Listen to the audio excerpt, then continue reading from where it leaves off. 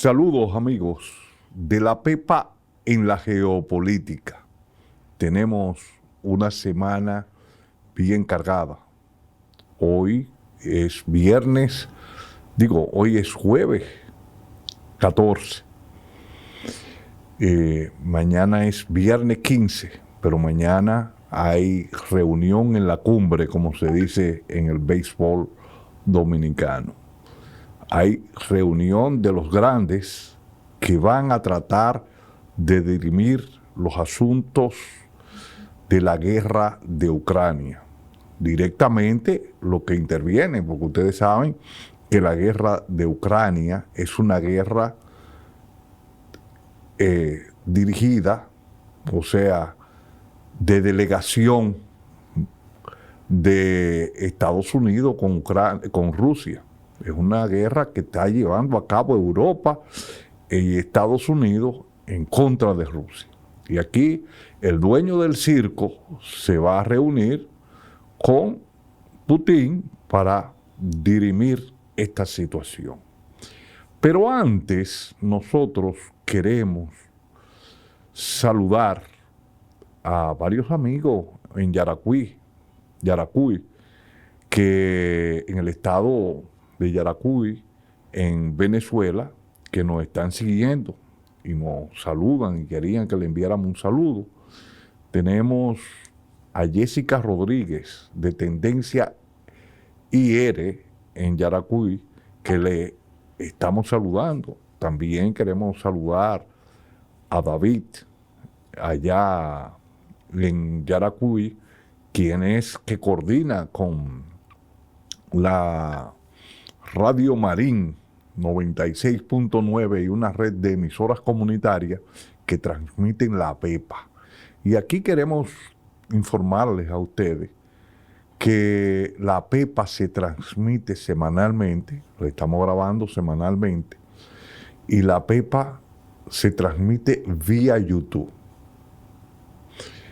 Queremos que los amigos ingresen a YouTube, aunque le llegue por WhatsApp el mensaje, o le llegue por Facebook, o le llegue por la vía que le llegue, o por la emisora, ustedes entran a YouTube, se registran en la Pepa en la geopolítica, le dan a la campanita para que les salga todo. Y si nuestra propuesta les gusta, ustedes lo comparten con su red de relacionados.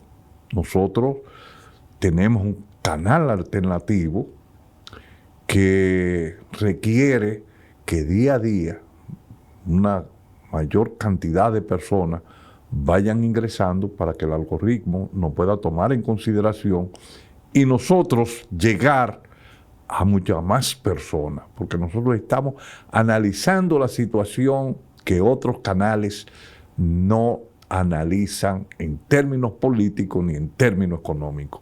Pero para analizar la situación que se está debatiendo ya, o que se va a debatir en el día de mañana, pero que cuando este programa salga ya se ha debatido, vamos a tener a Sigfrido Reyes, excombatiente del FMLN, alto dirigente del FMLN, economista, fue presidente del Congreso en El Salvador y fue ministro de la presidencia también en El Salvador y que hoy está exiliado en México.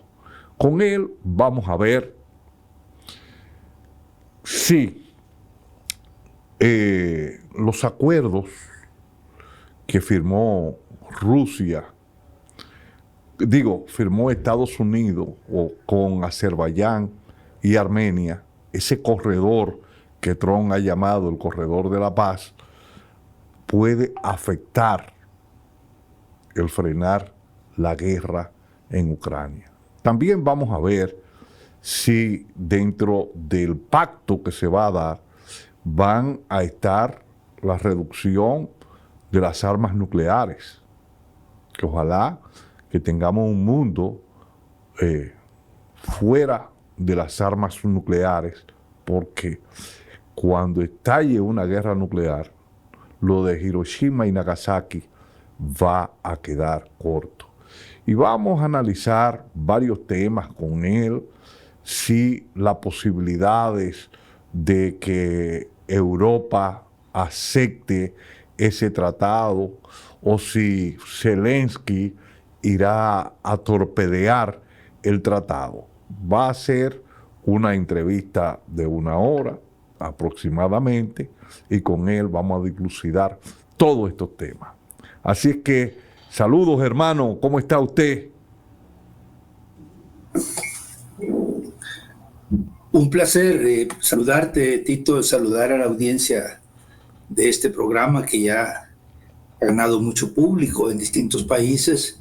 Les envío un saludo desde la Ciudad de México, donde, como tú lo has explicado, estamos en estas condiciones de refugio, de asilo político desde algún tiempo, dado que la derecha neofascista que tomó el poder en El Salvador persigue a toda voz opositora, a todo personaje que les pueda significar un desafío.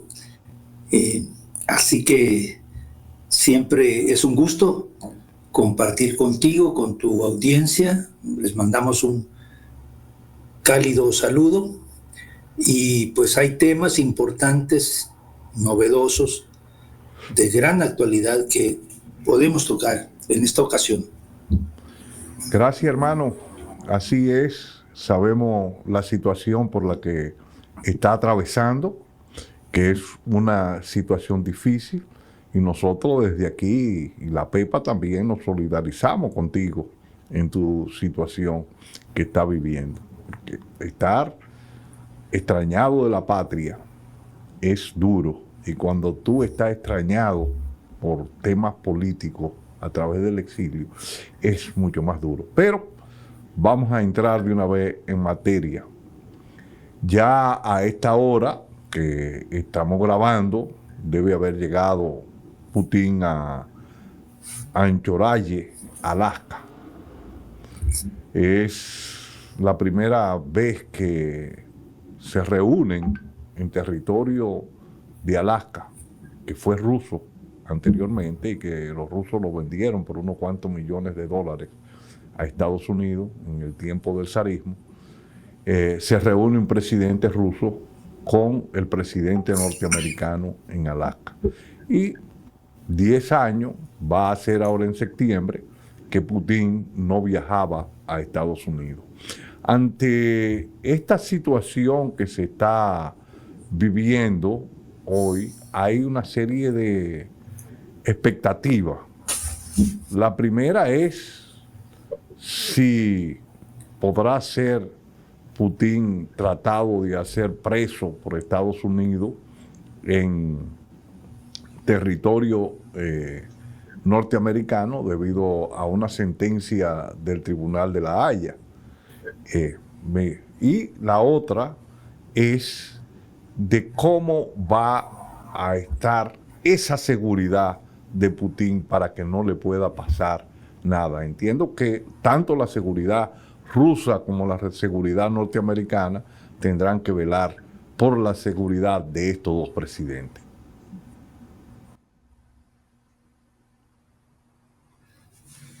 Bueno, yo creo que nos sorprendió a muchos el saber que esta reunión entre Donald Trump y Vladimir Putin tendría lugar en territorio norteamericano. Parece que fue una decisión audaz de parte del presidente Putin aceptar sostener esa reunión. Evidentemente esto implica determinados riesgos, porque pues todos sabemos que Donald Trump es una persona que es un delincuente condenado por más de 30 delitos, es una persona que miente de manera patológica, es una persona que pues pocos se atreven a tomarlo en serio en cuanto a su palabra. Pero entendería yo que algún tipo de seguridades hay de por medio. Poner en riesgo la integridad, la libertad, la seguridad del presidente de la Federación Rusa sería pues prácticamente. Sí, parece que, parece que Yo veo que aunque hay riesgos de por medio, pero es muy remoto que se pueda dar algún tipo de acción contra la integridad del presidente de Rusia. El tema de la Corte Penal Internacional, estimado Tito, eso está descartado. Estados Unidos no es parte de la Corte Penal Internacional, no está obligado por sus decisiones. No hay ninguna sentencia, lo aclaro. Hay una orden de detención fabricada de manera ad hoc y express por esta Corte Penal hace ya poco más de un año. Digo express porque de una forma súbita aparecieron con esta orden de detención que jurídicamente no tiene ninguna validez, porque Rusia no es miembro de la Corte Penal Internacional, Ucrania no es miembro de la Corte Penal Internacional, entonces esto de suyo anula cualquier viso de legalidad. Ha sido más bien una acción política bajo la presión de determinados estados europeos que son los que financian a la Corte Penal Internacional. Y como un acto, llamémosle, simbólico para limitar la movilidad del jefe de Estado ruso. Pues no es por ese lado donde habría algún tipo de amenaza, sino más bien sobre del lado de la seriedad del señor Trump y, como repito, cualquier afectación a la vida, a la integridad del presidente Putin equivaldría a una declaración de guerra. Y yo no creo que los Estados Unidos esté dispuesto a abrir una guerra donde ellos saben que no quedaría nadie vivo, ni en Estados Unidos, ni en Rusia, ni en los países que se involucran. Así que con esa expectativa de seriedad, pues yo creo que el encuentro, yo no lo veo estrictamente sobre el tema de Ucrania, estimado Tito. Yo creo que estas dos potencias, las mayores potencias nucleares, tienen otros asuntos que discutir. Ucrania es parte de una lista de asuntos a discutir. Recordemos que ha habido sobre la mesa la intención de buscar una normalización de relaciones. Trump ha hablado incluso de negocios que se pueden hacer con Rusia. Entonces creo que eso es lo que va a estar sobre la mesa, así como el tema nuclear en general. Hay que recordar que dentro de algunos meses se va a vencer el tratado que limita el número de misiles estratégicos que cada país puede tener operativos. Rusia tiene alrededor de 6,000, Estados Unidos tiene un poco menos de cabezas nucleares operativas, es decir, que se pueden usar de manera más o menos expedita en caso de necesidad.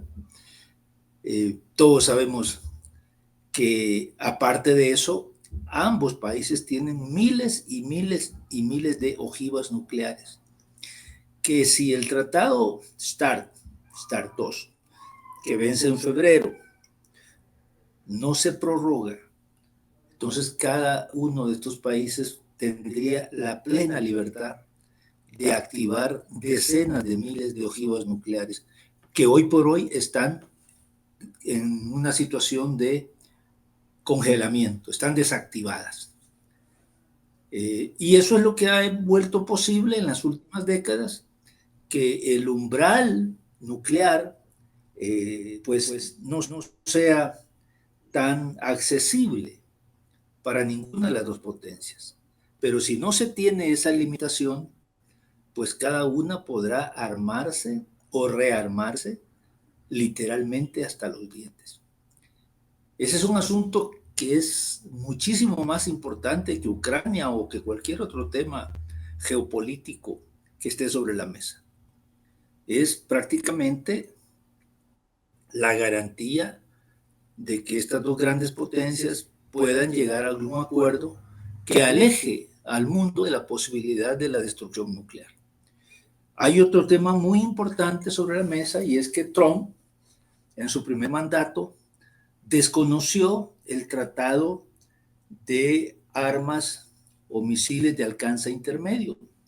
Se le conoce como INF. Este tratado prohibía que en Europa se desplegasen misiles con alcance de entre 500 a 5.000 kilómetros. Trump lo desconoció. Rusia lamentó ese hecho y consecuentemente dijo, pues si no lo cumple Estados Unidos, nosotros no estamos obligados a cumplir. Y eso es lo que ha permitido, al menos del lado ruso, que en los últimos años hayan desarrollado una serie de sistemas misilísticos, el último de ellos, el llamado Oreshnik, que tienen capacidad de golpear cualquier punto del continente europeo, incluyendo las Islas Británicas.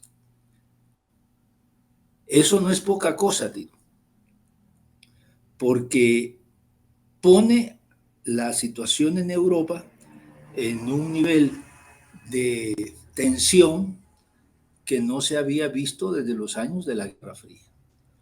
Ya este sistema Oreshnik ya se probó. Este sistema Oreshnik están produciendo misiles en serie. Esto significa que pueden producir decenas de misiles cada semana. Y prácticamente no hay un sistema antimisiles que pueda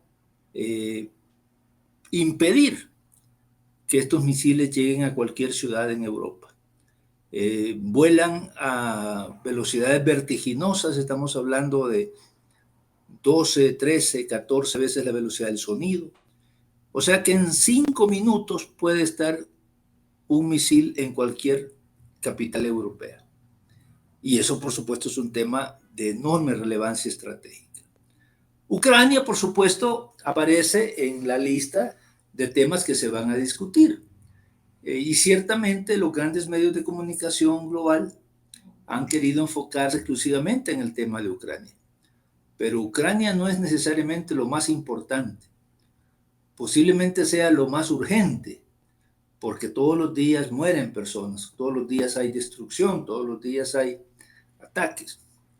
Y ciertamente una decisión de Donald Trump de respaldar un cese al fuego y una paz en Ucrania, pues prácticamente pondría al régimen de Zelensky en un verdadero callejón sin salida. Por eso es que vemos a Zelensky corriendo hacia Londres, corriendo hacia Berlín, corriendo hacia París, hacia Varsovia, para buscar cobijo, para intentar que Europa pueda abortar cualquier acuerdo de paz. Las condiciones del lado ruso creo que han estado muy claras desde el principio. La desmilitarización de Ucrania, la desnazificación de Ucrania y también impedir que Ucrania sea una amenaza militar inmediata para Rusia. Y eso quiere decir que Ucrania debe estar fuera de la OTAN.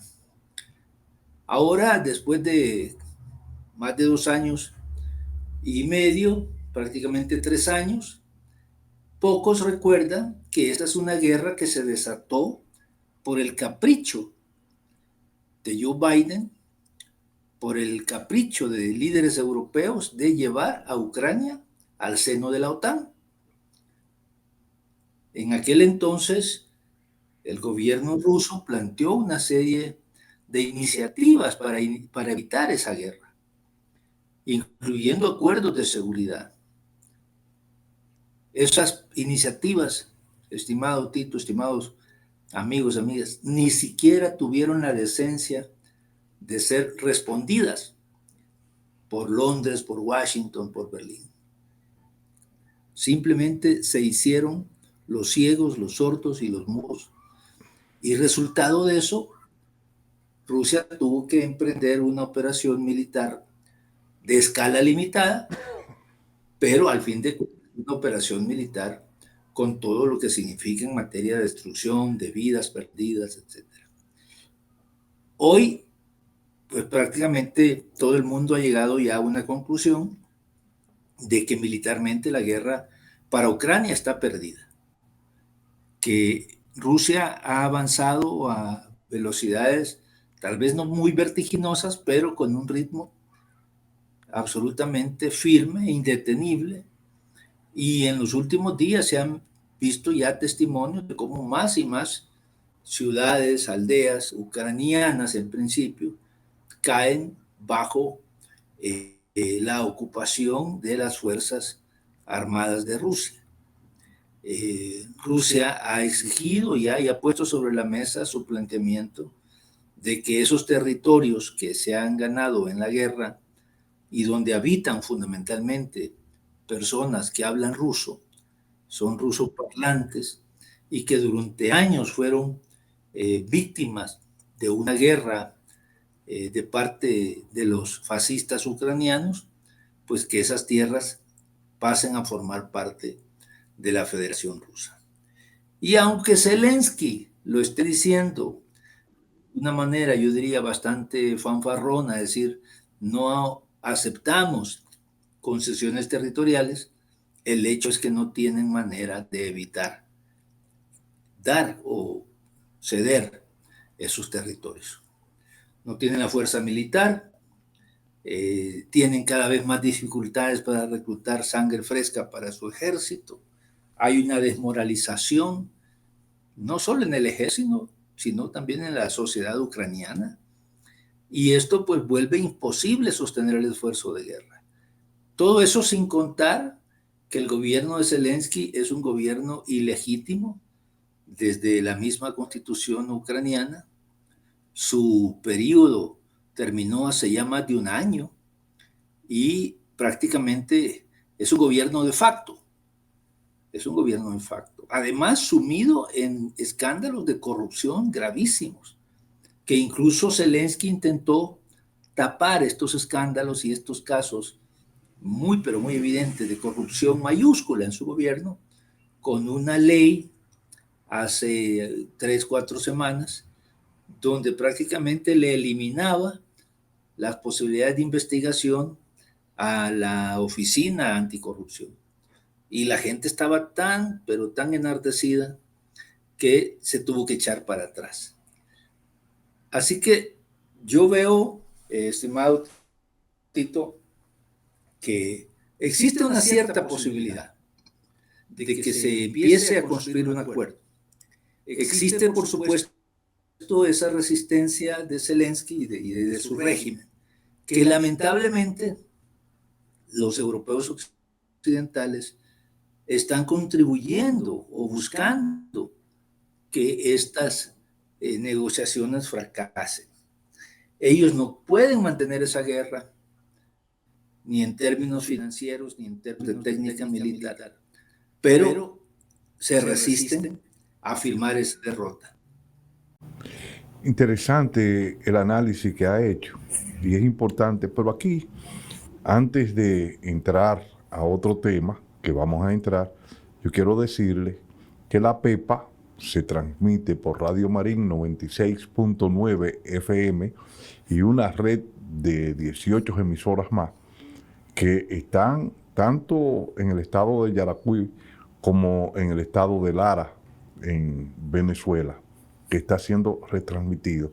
Y este programa se va a transmitir el próximo sábado a las 10 de la mañana, hora de Venezuela y hora de República Dominicana, 8 de la mañana, hora de México, y El Salvador, Guatemala, Honduras. Estará siendo transmitido y que queremos que ustedes se registren en la PEPA para nosotros poder seguir llegando a muchas más personas. Pero vamos a seguir analizando y queremos ver si el acuerdo firmado entre Azerbaiyán y Armenia, donde todo el mundo sabe que Armenia y Azerbaiyán vienen en un enfrentamiento de hace ya muchísimos años, alrededor de 30 años, que vienen enfrentados. En la Primera Guerra, Rusia apoyó a Armenia y Irán apoyaba a Azerbaiyán. Después Irán pasó a apoyar a Armenia hace como 10 años, pero ahora, sin más para acá ni más para allá, Estados Unidos, en negociaciones entre Trump y después de una guerra que él dice que firmó la paz, crearon el corredor de la paz, Trump,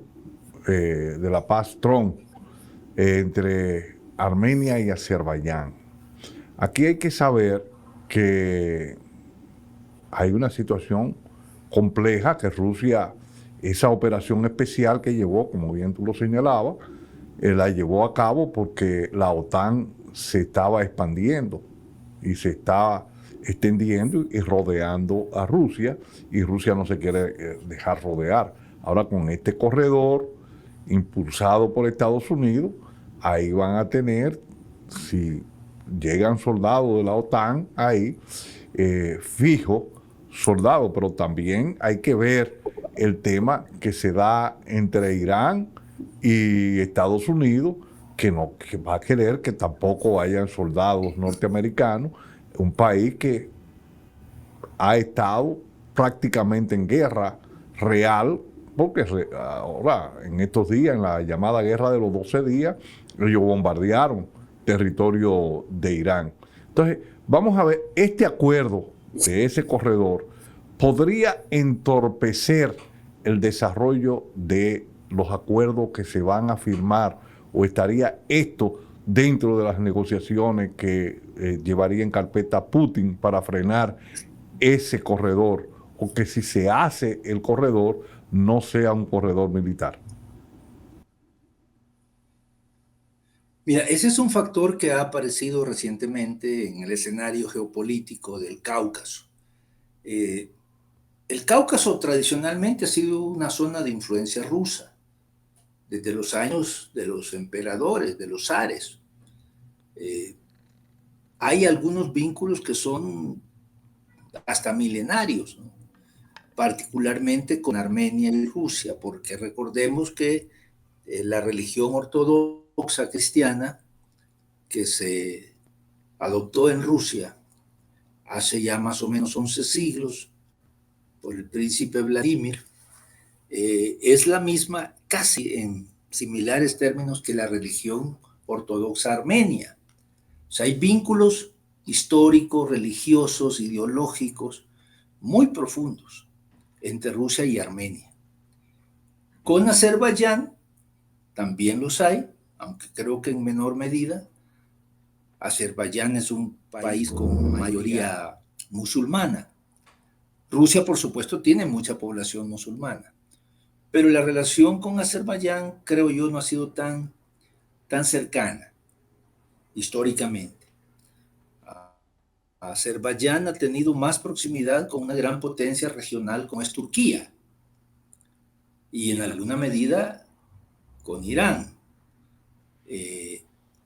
También es cierto que la estrategia de los Estados Unidos para, de alguna manera, debilitar a Rusia y en última instancia fragmentar a Rusia, pasa por abrir un flanco en lo que le llaman el vientre sur. Ese vientre sur es justamente el Cáucaso. O sea, la gran operación geopolítica, geoestratégica de Estados Unidos, diseñada por sus tanques de pensamiento y por sus grandes, llamémosle, formuladores de política, estribaba en abrir dos grandes frentes para Rusia. El primero es Ucrania, y lo hicieron y lo lograron. El segundo es el Cáucaso. Eso significa debilitar a Rusia en esa zona del mundo, donde Rusia tiene evidentemente intereses de seguridad. Tanto es así que en el año 2008 hubo una guerra entre Rusia y Georgia. Y de ahí salieron territorios que se convirtieron luego en repúblicas independientes,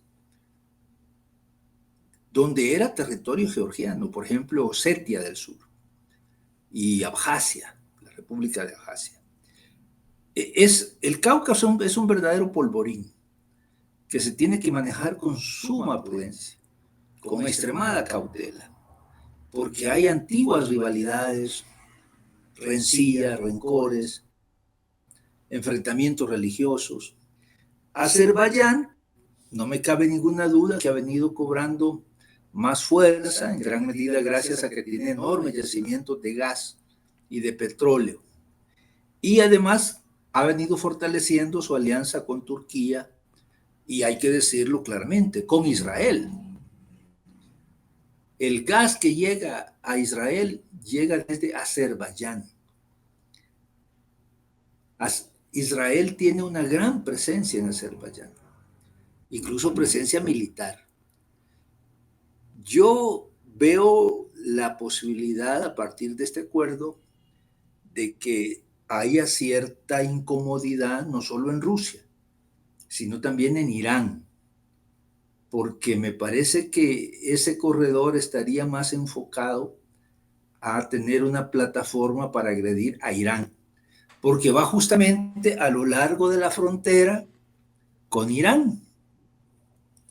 Y eso creo que los iraníes han tomado debida nota, y he visto yo declaraciones de tanto del presidente Pezeshkian como del canciller iraní diciendo que ellos están observando la situación, que favorecen que hayan desarrollos que beneficien a los países del Cáucaso, pero que no puede ser a cuenta de la seguridad de Irán. Recordemos que Irán ha estado bajo ataque, ya no solo bajo sanciones, sino que bajo ataque militar del sionismo y de los mismos Estados Unidos en el pasado mes de junio. Entonces me parece que por un lado sí busca debilitar a Rusia. Rusia se ha tenido que concentrar en gran medida en el frente ucraniano, y me parece que los Estados Unidos sí han aprovechado ese cierto vacío y creo yo, la debilidad de Armenia, porque Armenia perdió una guerra con Azerbaiyán hace ya 2 años. Había un enclave armenio en el territorio de Azerbaiyán, Nagorno-Karabaj. No sé si tú recuerdas, Tito, Sí, que sí. hubo incluso un par de guerras previas. Sí. Un enclave armenio que resistió y resistió, trató de preservar su identidad, su cultura, su conexión con Armenia, pero finalmente hace año y medio, no más de 2 años, Azerbaiyán terminó liquidando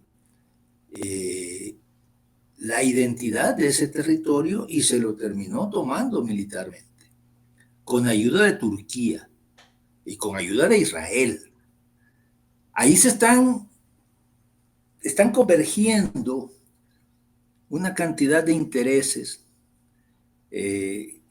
que a veces cuesta incluso descifrarlos, ¿no? Porque, por ejemplo, Turquía está en una posición muy clara de condenar a Israel, pero en Azerbaiyán están cooperando con el gobierno de ese país. Y de hecho, el gas que llega a Israel desde Azerbaiyán pasa por Turquía. Entonces, hay ciertos matices de la política regional que uno a simple vista no se los explica, pues porque por un lado vemos a Turquía condenando a Israel, vemos a Erdogan como una de las voces más activas y más enérgicas en la condena del genocidio, pero por otro lado se hace de la vista gorda en cuanto a la cooperación militar de Israel con Azerbaiyán y la cooperación en materia energética. Y hablando de energía y hablando de los acuerdos y países aliados, todos sabemos que China es un aliado importante de Rusia, muy importante. Si Rusia ha podido en gran medida vaguear todas esas sanciones, pues es a través de China y a través también de la India, porque gran parte de los productos rusos que se destinaban, en este caso productos energéticos, que se destinaban a Europa, pues han ido en una parte bien amplia a la India y otra parte a China. Pero también China y Rusia desarrollaron un SWIFT bancario alternativo al SWIFT que está en Bruselas y que controlan los norteamericanos, y lo que le permite a Estados Unidos apropiarse de los recursos de los países que ellos entienden que están enfrentando.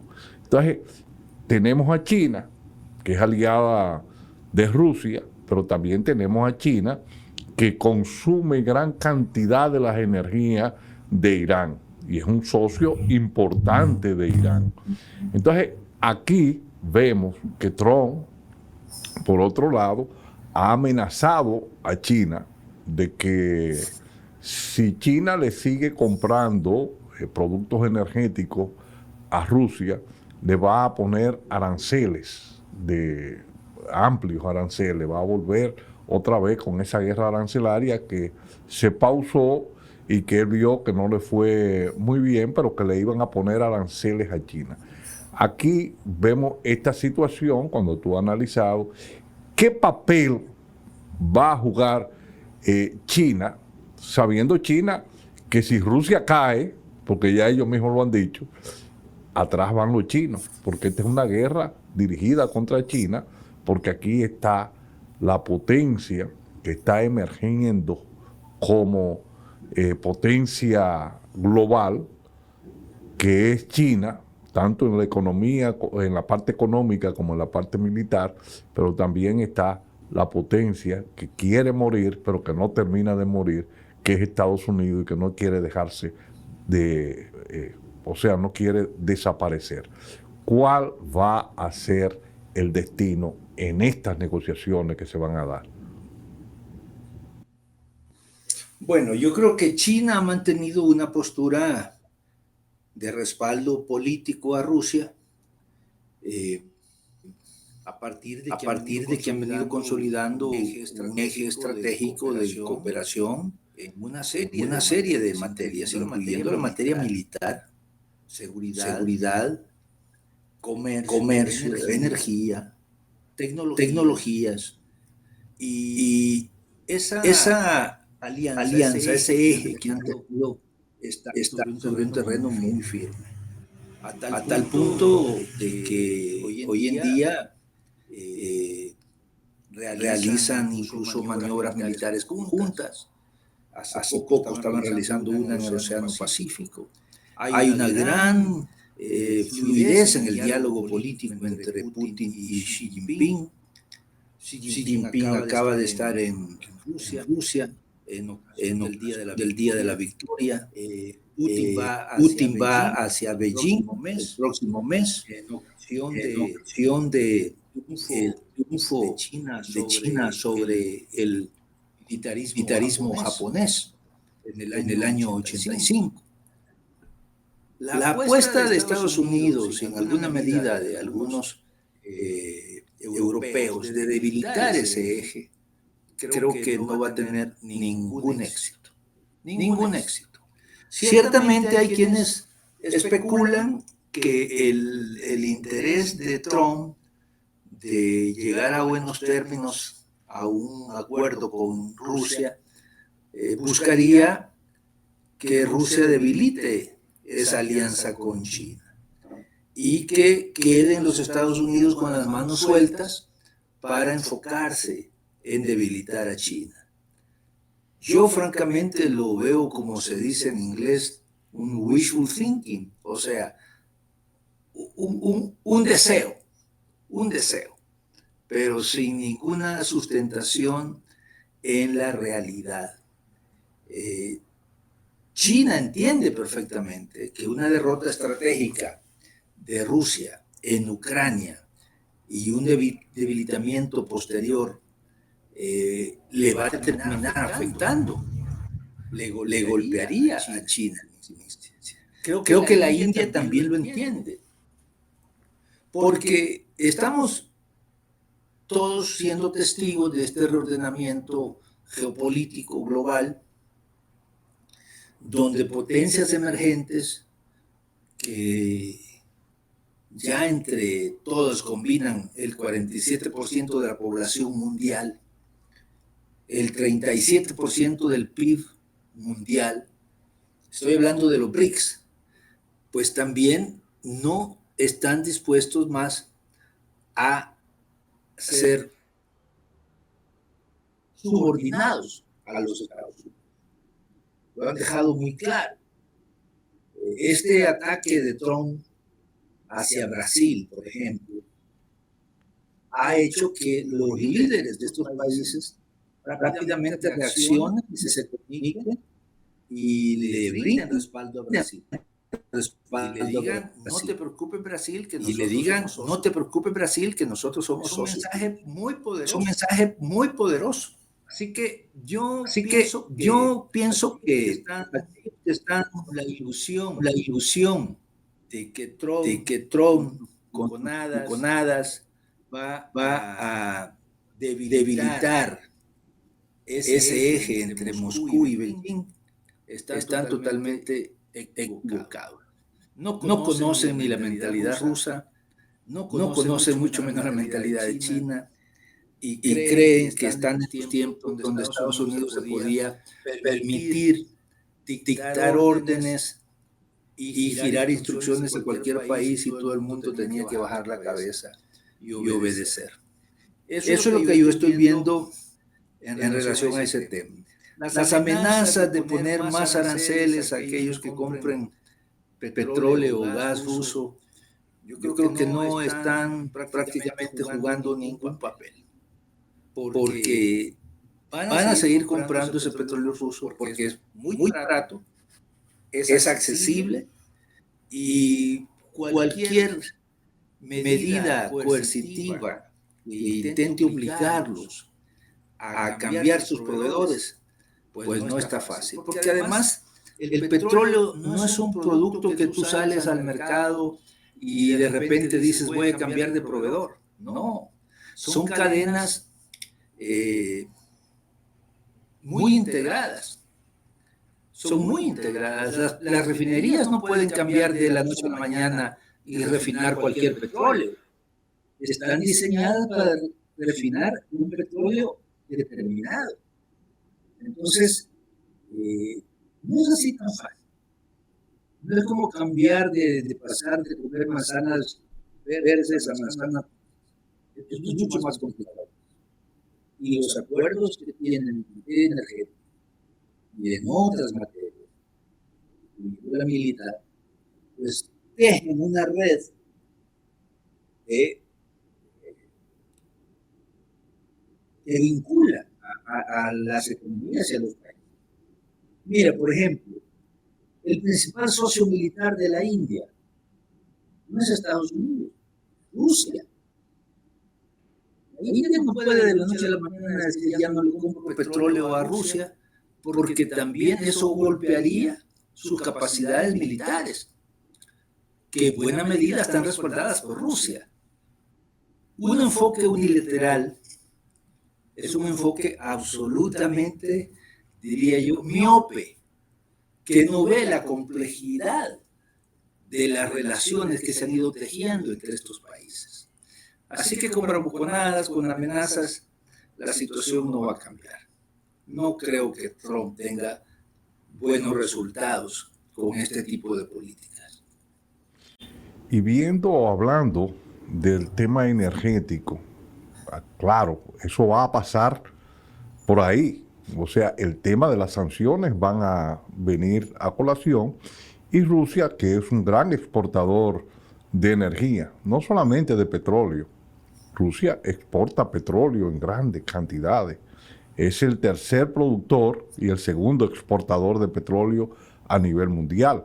Pero también Rusia tiene uranio y Estados Unidos, mientras pidió a Europa que no compraran el gas y el petróleo ruso, Estados Unidos siguió comprando uranio a Rusia en grandes cantidades. Y lo siguen Y comprando. lo sigue, por eso que digo, siguió comprando. Porque no es así tan sencillo de pasarte de un proveedor a otro. No, pero también con eso también ellos golpearon a Europa, porque a Europa no tener energía nuclear en gran parte se fue desnuclearizando y dependían del gas ruso para ser competitivos, Alemania, y al tener que coger el gas de Estados Unidos, que es de la pizarra de Quito, que es un petróleo y un gas muy caro, porque son grandes perforaciones que tienen que hacer, y esto eleva los costes. También está que el gas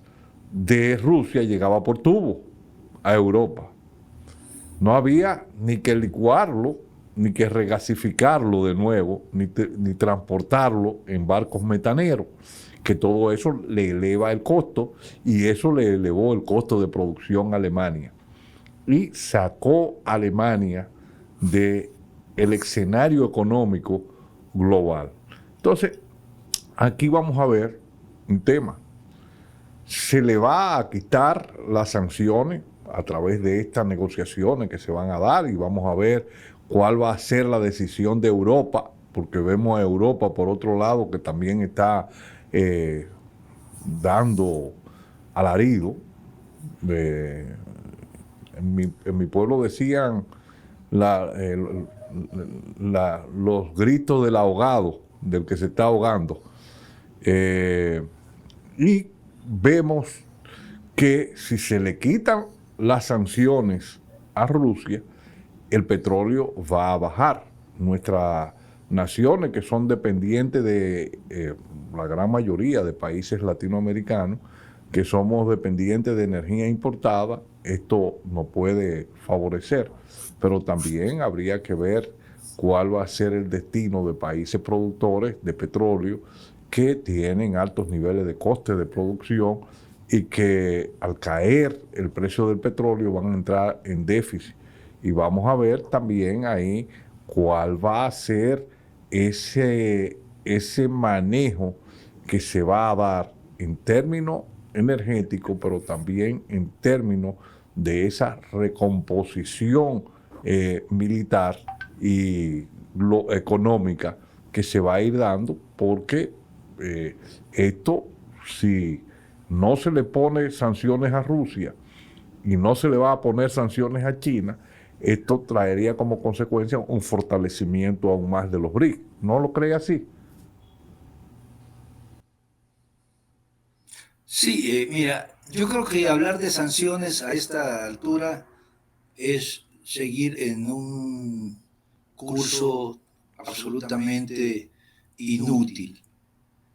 La Unión Europea ha impuesto 19 rondas de sanciones a Rusia. Estados Unidos, pues una gran cantidad de cientos de sanciones. Eso se ha traducido en que Rusia ha tenido que desarrollar capacidades propias de producción de prácticamente casi todo, desde alimentos hasta microchips. Rusia hace algunos años no producía casi queso. Queso. Produce cualquier cantidad de queso. Hoy produce cualquier cantidad de queso. Todas las variedades que se consumen en Europa. Rusia había limitado mucho su agricultura. Es autosuficiente. Hoy prácticamente es autosuficiente en la mayor cantidad de productos de la agricultura. Y así sucesivamente en casi todos los ámbitos de la economía. China es un país fuerte, economía demasiado fuerte para que la puedan implementar con sanciones. Eso es un sueño imposible. y además producto de los acercamientos político, de orden geopolítico, tratando de fortalecer multipolar, los países del BRICS han venido tejiendo cooperación en tecnología, en finanzas, como los apuntado, y en otras materias.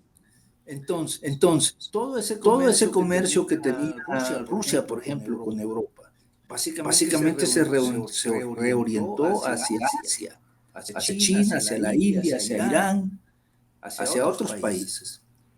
En definitiva, lo que quiero decir es que el mundo es mucho más que los Estados Unidos y mucho más que la Unión Europea. Ya ellos no tienen las condiciones como para poder dictar las reglas del juego. Ya no pueden, a través de sanciones, hacer cambiar el curso de ciertas decisiones que se han tomado en estos otros polos del poder global.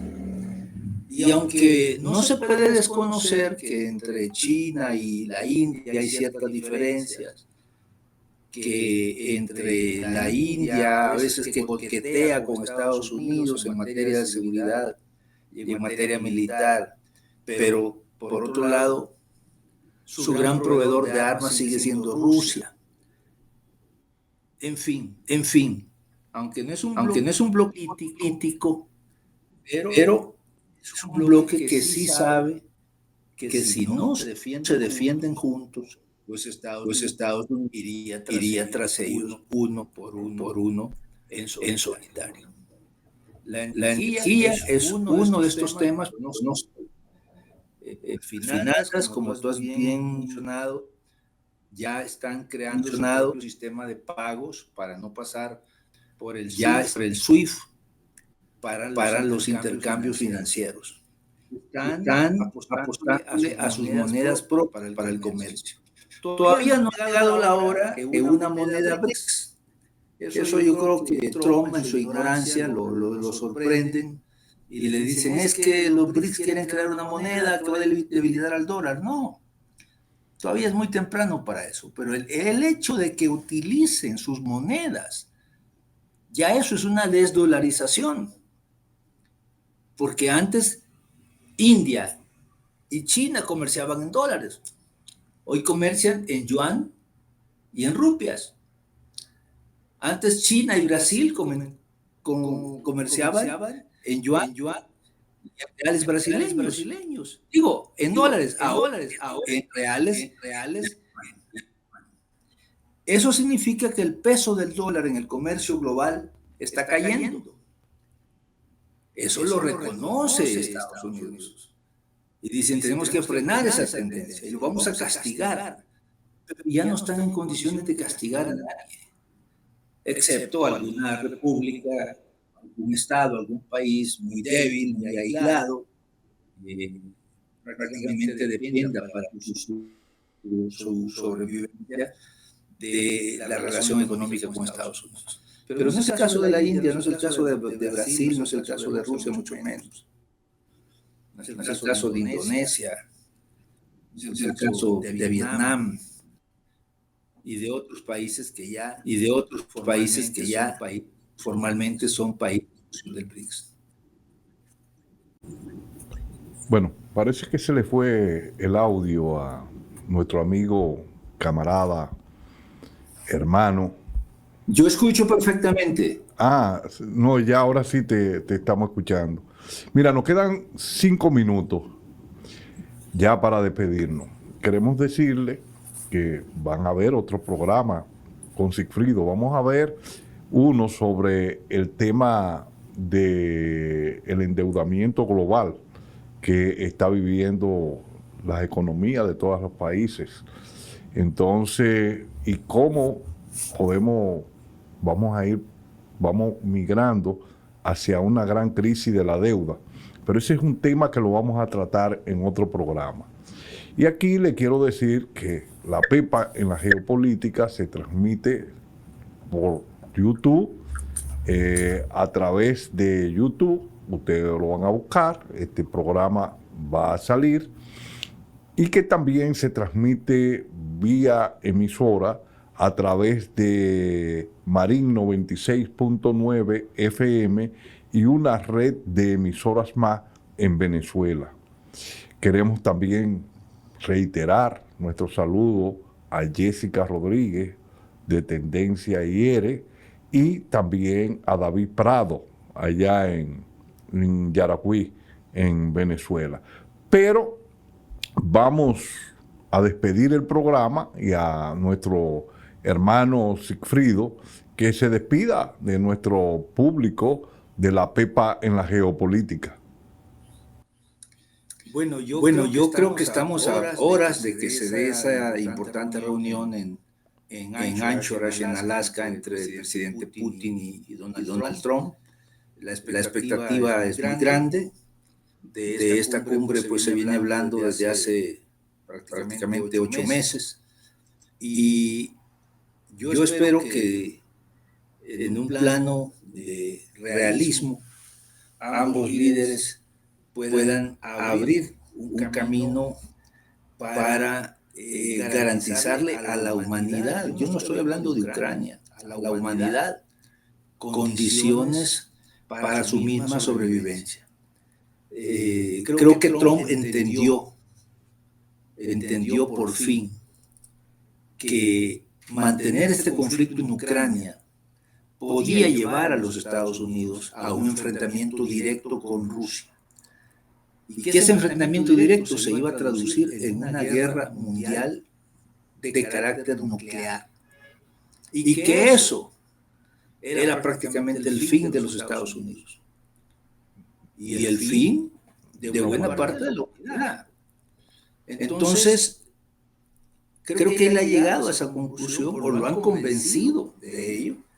Y por lo tanto está buscando salidas para desactivar el conflicto, entendiendo que es un conflicto perdido, entendiendo que no van a ganar militarmente, que la OTAN allí se ha llevado una enorme derrota y que por lo tanto es mejor parar ahora a tener que sacrificar a toda Ucrania. Las sanciones contra Rusia no funcionaron, armar a Ucrania hasta los dientes no funcionó, mandarle armas de última tecnología, tanto aviones como tanques, como misiles, proveerla de inteligencia militar, inteligencia satelital, proveerla de apoyo político, financiero, no funcionó para nada. Mandarle miles de mercenarios a combatir en Ucrania contra Rusia tampoco funcionó. Y que ha llegado el momento de manera realista reconocer que es mejor parar ahí y eventualmente dedicar sus esfuerzos, sus energías, sus talentos a enfrentarse con lo que ellos mismos han definido como su gran rival estratégico, que es China. Por otro lado, yo creo que Rusia, de manera fría, de manera resiliente, como se dice ahora, aguantó esta andanada de aislamiento y de sanciones, fortaleció sus capacidades productivas, demostró la superioridad militar en el terreno y además tuvo la oportunidad de ensayar sistemas de armas que de otra manera no las hubiera podido ensayar en condiciones de combate real, como es el caso de este misil Oreshnik y de otros sistemas armamentísticos, que son varios, por ejemplo, están los misiles hipersónicos Kishal y otros. Entonces, ciertamente ha habido pérdida de vidas, sin duda alguna. Ambas poblaciones han sufrido, pero creo que la aventura de haber querido poner en riesgo la seguridad de Rusia a través de la expansión de la OTAN en Ucrania está terminando muy mal. Solo alguno que otro líder político europeo quiere todavía salvar la cara, buscando estropear una salida negociada. Pero eso ya no está en las manos de Zelensky. Eso dejó de estar en las manos de Zelensky. Él puede decir cualquier bravuconada, pero no está en sus manos, porque Zelensky depende financiera y militarmente y políticamente del respaldo de Estados Unidos y en alguna medida de Europa. Así que yo espero que mañana podamos tener buenas noticias en el sentido de que se abre una ruta. Decir que mañana se soluciona la guerra en Ucrania, creo que sería una exageración. Bueno, muy posiblemente podamos empezar a ver la luz al final del túnel. gracias, hermano. Con estas palabras esperanzadoras llegamos al final de este día de la Pepa en la geopolítica. El próximo sábado este programa será transmitido por Marín 96.9 FM y una red de emisoras más. Hasta la próxima, hermanos.